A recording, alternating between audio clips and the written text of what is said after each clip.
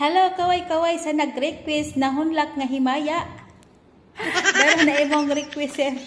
Ako nang kantahon ang imuhang request nga nahunlak nga himaya. Nga nahunlak nga himaya. Hingon sa gihaya karon ang akong galamhan. Wala na yumoy bisan junay kining balatian. Gani sa luha ako'y taong nahuksan. Wala na'y gahom kining bughan nga magpangutan.